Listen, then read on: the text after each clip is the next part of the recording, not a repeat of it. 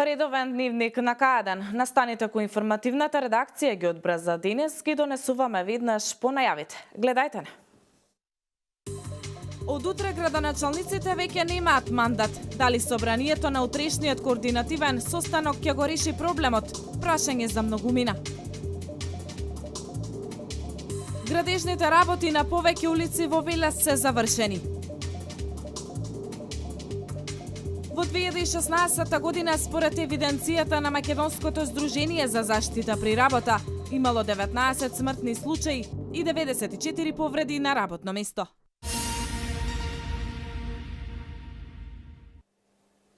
Завршија градежните активности на улицата Христо Татарчев поранешна Марксова. Со бекатон куцки поплочен еден крак од оваа улица. Вкупната површина на која се работеше изнесува околу 500 метри квадратни. Проектот е дел од програмата за работа на општина Велес и изнесува 600.000 динари. Улицата Христо Татарчев, поранешна Марксова, доби нов изглед. Околу 500 метри квадратни или еден крак од оваа улица се поплочени со бекатон коцки.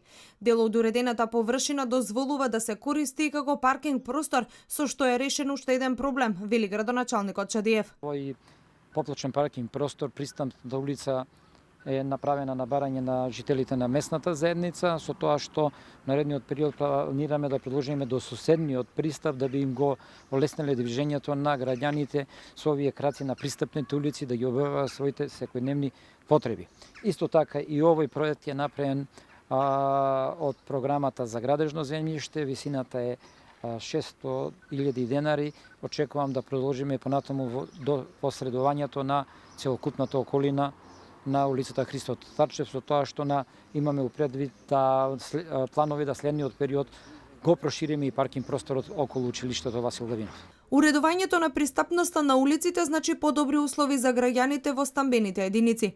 При самата реконструкција и изградба на објектите и улиците, особено се внимава пристапноста да биде олеснета и за лицата со инвалидност, вели Чадиев. Внимавајме да при секоја нова градба во општината, без разлика дали е тоа поголема спратност, пониска спратност и обврска е секојаш да се има во самиот проект пристапна рампа за лицата со инвалидност при отварањето на новите поголеми трговски објекти, но исто така и при средувањето на улиците имаме посебно, може да видите тука посебно внимание обрнато во пристапноста, во благоста на движењето на лицата со посебни потреби. Во наредниот период ќе биде уреден уште еден крак од улицата Христо Татарчев, кој се наоѓа во непосредна близина. Локалната самоуправа и понатаму ќе продолжи со градежните активности и уредување на пристапноста на улиците.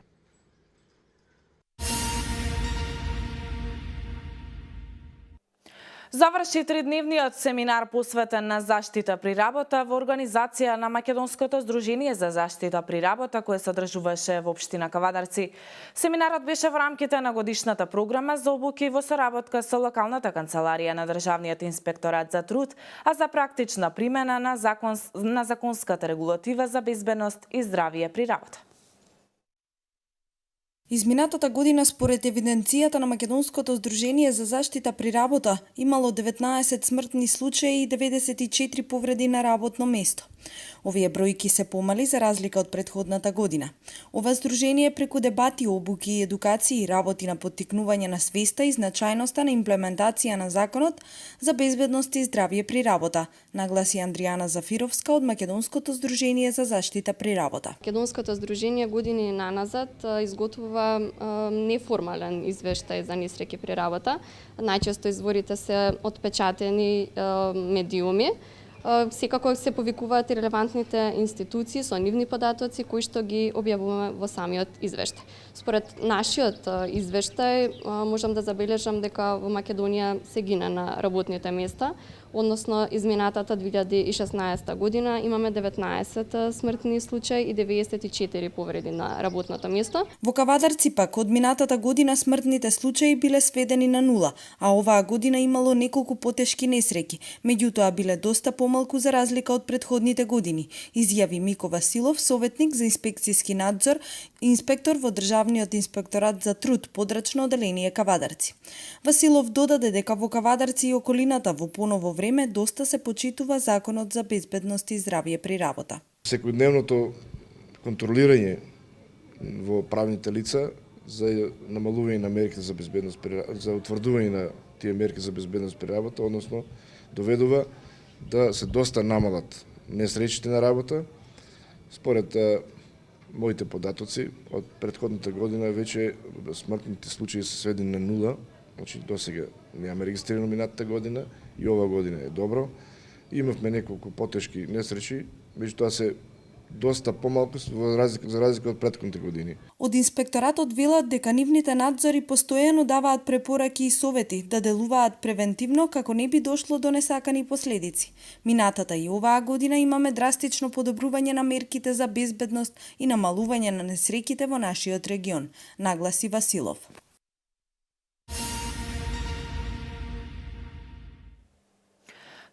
Годишниот ЕК од Пехчево синоќа околу 19 часот и 10 минути скокнал во провалија.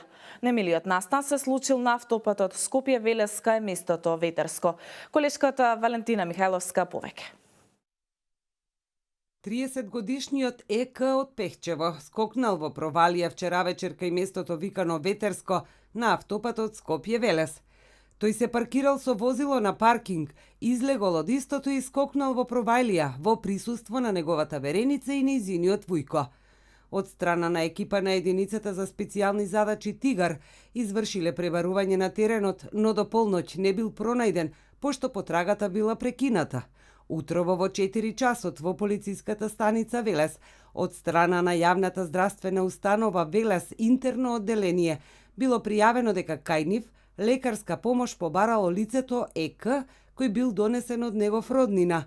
Се работи на целосно расчистување на настанот.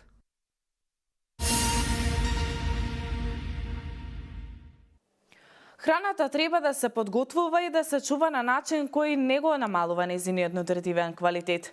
Овошјето и зеленчукот, за да бидат здрави за јадење, потребно е добро да се измијат за да се отстранат сите бактерии и хемикалии кои се наоѓаат на површината на плодот. А плакнењето под млаз вода често и не е доволно. Ова го препорачува советникот за здрави навики Јосиф Дамјанов.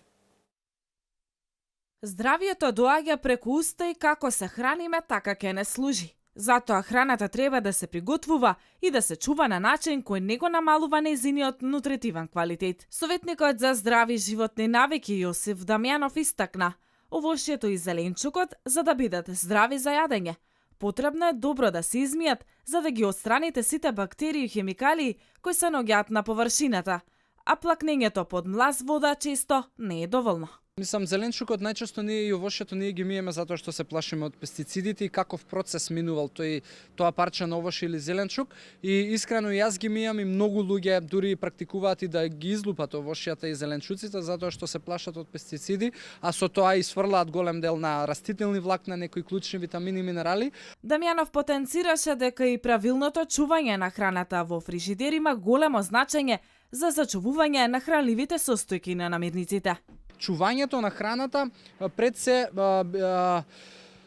би било супер да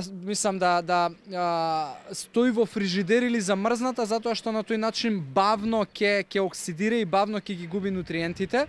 Специјални садови може и да нема потреба, ако зборуваме за замрзната храна во било каков сад, таа ќе биде супер затоа што е замрзната, а можеби доколку ја чуваме во собна температура или во фрижидер, би било добро сепак да биде затворена. Од 8 до 12 месеци овошјето и зеленчукот своите нутритивни вредности ги задржуваат ако се правилно замрзнати. Кога станува збор за месото во зависност од видот, од 9 до 12 месеци. Толку може да биде замрзната и рибата, а она што е многу важно е константната температура на замрзнувачот.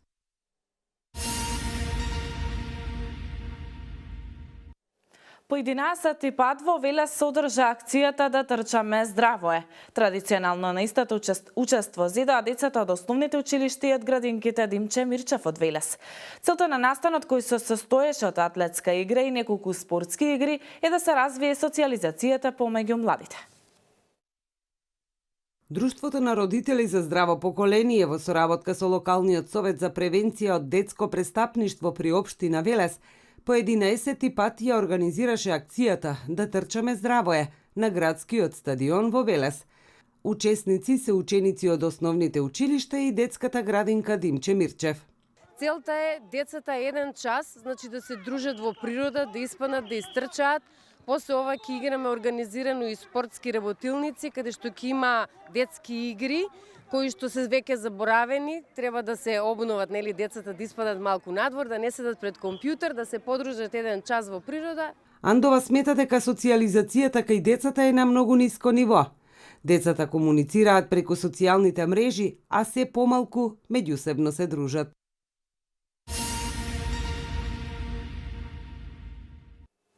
Тринаесет стихозбирки се во официјална конкуренција за наградата Антологија на булката во рамки на рациновите средби, кои оваа година се во организација на Сдруженијето на граѓани ФАТ Стоби. Голем е интересот за конкурсот за наградата Антологија на болката во рамки на рациновите средби, кои и оваа година се во организација на Сдруженијето на граѓани ФАТ Стоби.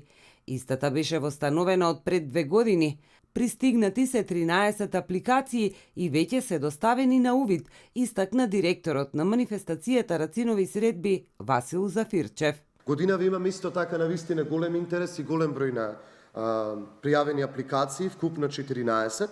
Меѓутоа, согласно правилникот за доделување на оваа награда и согласно основниот услов на конкурсот, да е тоа дебитантска книга, односно да е авторот дебитант кој досега нема објавено. Поетска книга од вкупно пријавените 14, само 13 влегуваат во официјалната конкуренција. Жири комисијата е во состав Ана Костовска од издавачката Куќа Култура, Даница Ивановска-Лепоевич како минатогодишен лауреат и писателката Катерина Момева.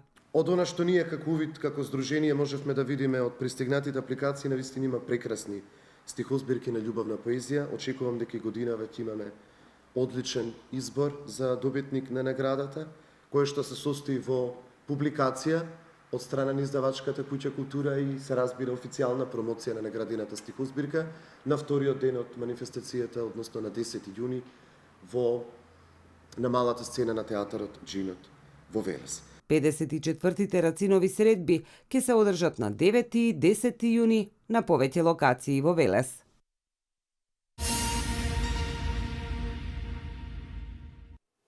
По 8 пат се одржа меморијален турнир во чест на легендарниот велешки гулман Зоран Паунов Паунот.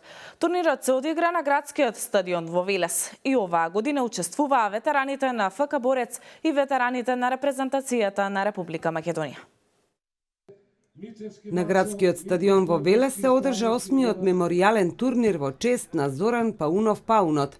Оваа година учествуваа ветераните на фудбалскиот клуб Борец и ветераните на репрезентацијата на Република Македонија.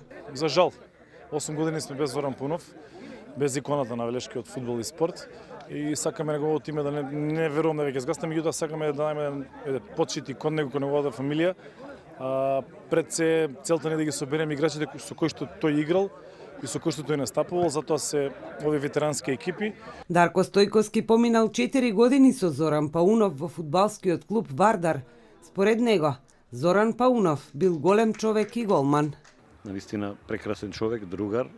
Сме поминале многу време заедно и навистина тоа што се случи на таков трагичен начин, на сите не остави, да не речам, голем белег во негативна смисла, не успеавме достојно да не речам да се подружиме уште извесен период, али за тоа е на ваков начин овдека на сите бивши фудбалери, колеги негови, ваши сограѓани овдека на Велес, на ваков начин ја одбележуваме и сакаме неговото име вечно достојно во историјата и на спортот и на човештвото воопшто.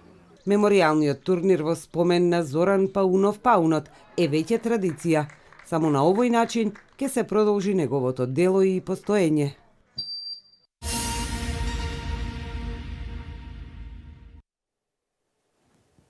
Земјотрес со магнитуда од 4,2 степени според Рихтеровата скала почувствува низ утринава во 4 часот и 8 минути во Скопје и околината. Според Европскиот медитерански сеизмолошки центар, епицентарот на земјотресот бил на 13 километри источно од Скопје, а на 2 километри. Продолжуваме со вестите од земјава. Закажана е координација во Собранието на Република Македонија меѓу представниците на сите парламентарни партии, која треба да се одржи утре, а на која ќе се разговара за начинот на кој би се решавал проблемот со локалната самоуправа, Градоначалниците и сите општински административни работи од утре ќе бидат блокирани.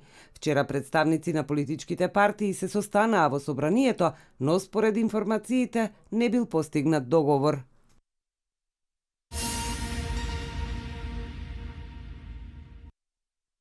Од ВМРО ДПМН сметаат дека СДСМ сака и се обидува да ги пролонгира локалните избори. Од СДСМ бараат, како што велат тие, еднаш да собере храброст и да ги стави државните интереси и приоритети над партиските. Локални избори, велат од партијата, треба да се одржат во најбрз можен рок, а парламентарни избори заедно со локалните.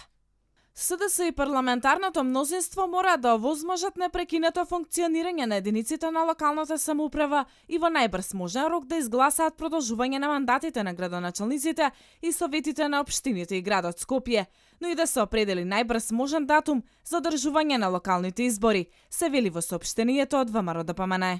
Од партијата потенцираат дека одржувањето на локалните избори нема никаква врска со формирањето влада и од СДСМ не треба и не сме да бара изговори за одржување на локалните избори, кои се редовни и неопходни.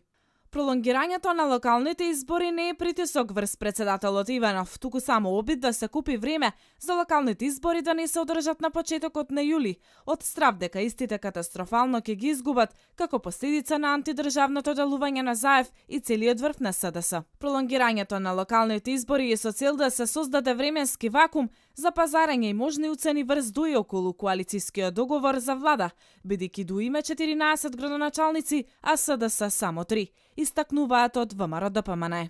Оттаму потенцираат дека СДСМ треба да собере храброст и час поскоро да обезбеди датум за одржување на локалните избори.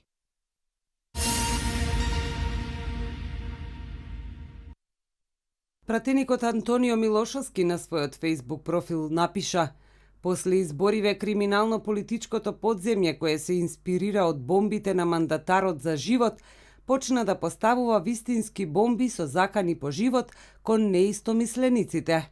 Вчера вечер во село Ижиште околу 22 часот, екипи на МВР Крим техника од Македонски брод, Прилеп и антитероризам од Скопје успешно демонтирале бомба на задната врата во куќата на татко ми, кукавички поставена со цел да ги убие или рани моите родители. Имале среќа и Божја рака врз нив и татко ми и мајка ми, што не турнале посилно кога отварале, а откако тој видел за што се работи, уредно пријавил. Очекувам сторителите да бидат пронајдени од надлежните органи. Заканата кон татко ми ја сметам за индиректна закана и притисок кон мене, поврзана со мојата политичка активност и мислење, напиша Милошовски.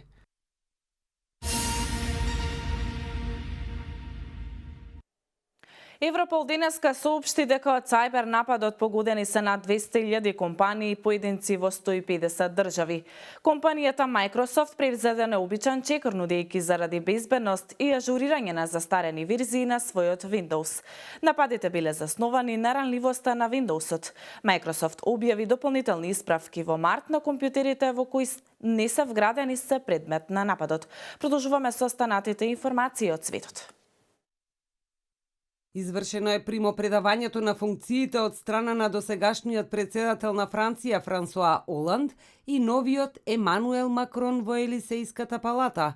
Емануел Макрон од 2012 година до 2014 беше советник на Оланд во Елисејската палата, а потоа и негов министер за економија, пред да поднесе оставка и да се впушти во трка за председател. Оланд ја напушти Елисејската палата испратен со аплауз од Емануел Макрон и персоналот. Макрон е најмладиот француски председател во историјата на републиката со само 39 години.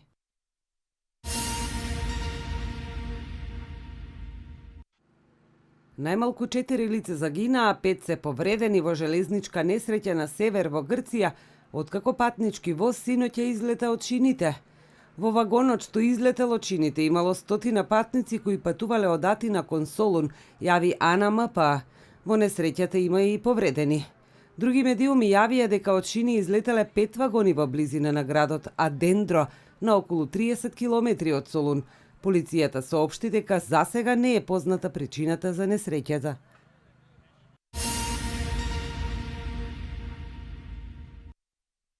Северна Кореја истрела неидентификуван проектил од регионот во близина на својот западен брег, соопшти јужнокорејската армија. Медиумите од Јужна Кореја јавија дека се работи за балистичка ракета што прелетела околу 700 километри пред да падне во море. За сега не е јасно за каков проектил се работи, наведе јужнокорејски официјален представник. Лансирањето било извршено во регионот Кусонг, северозападно од Пјонгјанг, во област каде претходно е тестирана ракета од среден дострел.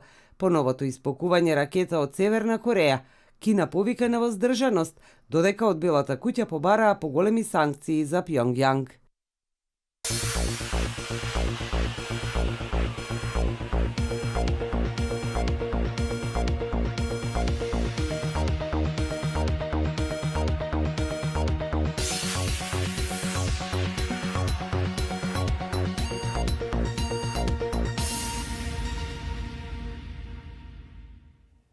И пред да го завршиме овој информативен преглед, следуваат и кратките метеоинформации. Денес имавме сончево и топло време со мала до умерена облачност и слаб до умерен северозападен ветер. Дневната температура се движеше од 19 до 31 степен. Според најавите од УХМР, од утре се очекува зголемување на облачноста, а времето ќе биде променливо облачно со повремени врнежи од дожд. Тука е крајот на дневникот и јас ви благодарам за вниманието. Пријатно!